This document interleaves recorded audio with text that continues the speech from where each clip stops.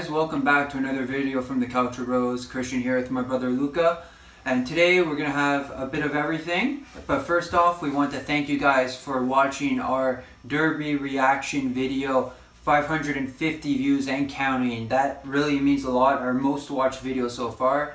I appreciate it. We hope to have more big reactions as well. We have a big game coming up this weekend, so we'll most likely have a reaction video as well, even though none of us are Napoli fans or Interista. But again, it's just the reaction that matters, and we hope you guys tune in for that as well. So today, first off, we're going to talk about our recap for Week 8 in Serie A. Some good results, not so good results, and some interesting ones as well. So we'll let you guys look at the results before we talk about it.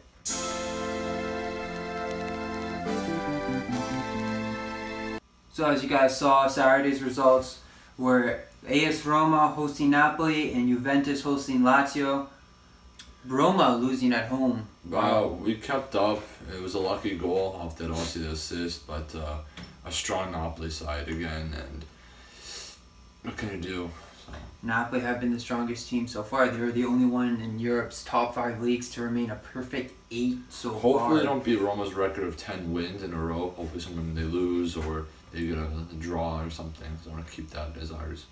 But Napoli do have a strong team, so they do look more than capable. They do play a big team in Inter next week, but they have to maintain that consistency. Inter are tough, but Napoli are more than likely able to do it. We'll see. Then again, the early game before that was Juventus losing at home to Lazio. That was a big loss, you know. Lazio came up strong, you know, going down early against a Douglas Costa rebound goal, which was a little dubious. I would say close to an offside. Do you think maybe? I think it just depends on what angle you're looking at. The ref and the linesman had their chance to see it, even with the VAR. It's all speculation. It's all however you interpret it. But what can you do? But I guess it's like what you said, because the angle we were shown on TV was at a diagonal almost, so it looked like he was onside, but he could have been off. But again, the refs made the decision and they did give it a goal. But Juventus, I think it was more than 50 games unbeaten at home, 41 games unbeaten, which they haven't done. They haven't lost at home, I believe, since their home loss to Udinese a couple years ago. But they've kept it going for a while. But do you think they can keep a hold of it? Inzaghi's doing well with the team. They've had some good results, and I think they're going well in Europe as well. So, I mean, Europa League, but depending on how well their mentality is, that's where they're going to go. And I know Allegri's been, it's been hard, not hard, I guess, in a way where they're struggling to stay at the top, but Allegri's been struggling of late to pick up results. You know, they struggled against Atalanta, they gave up the lead. They had a comeback from Lazio, beat them. Dybala again missing 2 consecutive penalties, so that was a heavy thing against that. And they did use VAR to give the penalty to Juve. But we'll see if they can keep it up. We had our games, and now moving on to Sunday, Fiorentina beating Udinese 2-1 at home. A good result for Fiorentina. Then the rest of the morning games, Sassuolo, Chievo 0-0. Sampdoria, Atalanta 3-1 for the home side. Crotone, Torino 2-2. Cagliari losing at home to Genoa 3-2. And then Bologna beating Spal 2-1. Some interesting results. I was watching a bit of the Atalanta game, and Atalanta were really strong in the first half, but they gave it up as soon as the second half started. Atalanta barely even had a shot on net, so they're going to try picking it up again. Sampdoria are always a good team to play against. You know, they're always playing to win. Fiorentina as well, they're picking it up again. Can we see more of these teams, perhaps? I think everyone's starting to adapt now with their teams they have over the transfer window, and with developing that over time, going to give you better chemistry, better results, and allowing that will help over time for every single team. And now you can see what individual players over the transfer market have been performing, have been underperforming in that way. And I know Crotone picking up a crucial. They were close to beating Torino, but they managed to equalize. But still a good point for them. Genoa beating Cagliari away, which I believe cost Rastelli his job, replaced now by Diego Lopez. Wait, when? Cagliari's coach was now just replaced earlier this week, so he's brought back in to hopefully for Cagliari to regain some momentum in the league. Bologna beating Spal. Spal was close to equalizing, but they didn't able to. And then we're going on to the big game of the day, which was the Derby della Madonnina. Inter beating Milan 3-2. Milan brought more of a second half to the game. Montella's job really looking insecure now at this point. Losing 3 games in a row. and it's bad. You don't see him do that. He spent 210 million, and yet they're not even in the top 4. They're sitting 10th. 3 games in a row, straight losses. It's not Milan. No, it's a terrible team. Even Bonucci, for what he was, for how much the hype, is the worst defender so far in Serie A.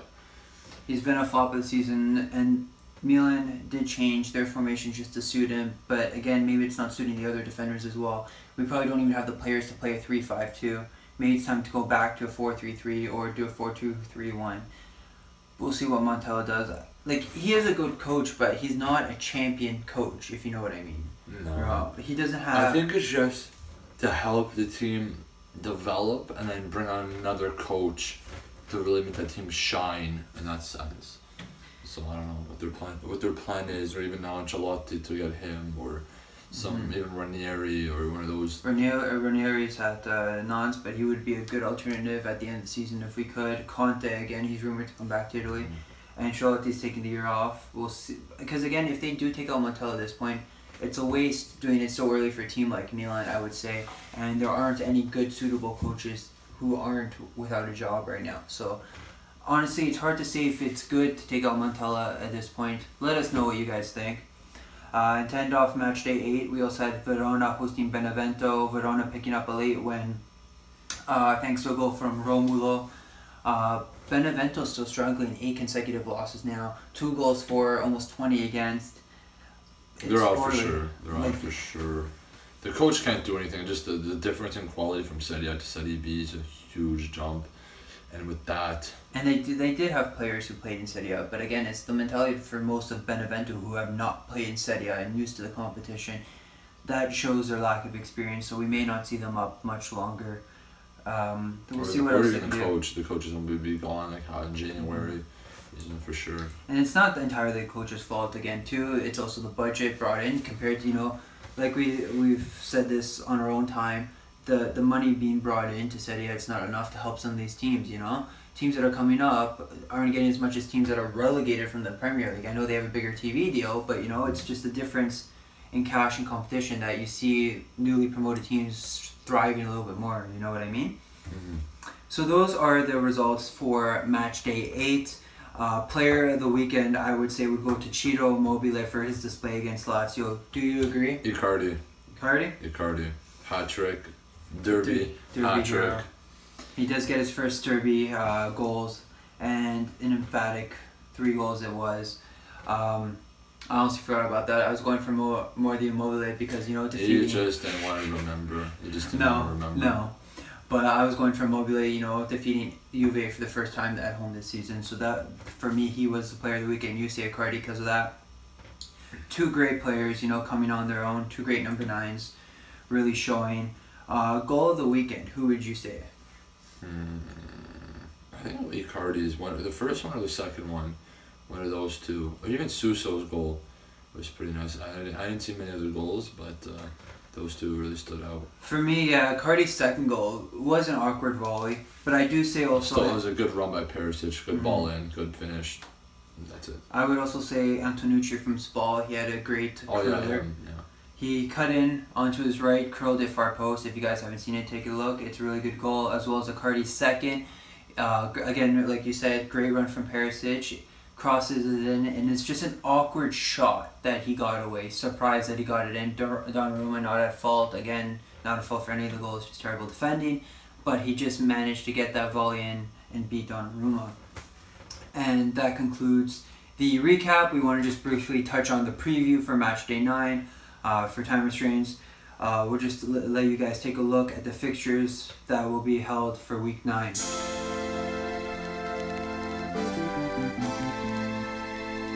So as you guys saw, going into week 9, 2 games on Saturday, the rest on Sunday.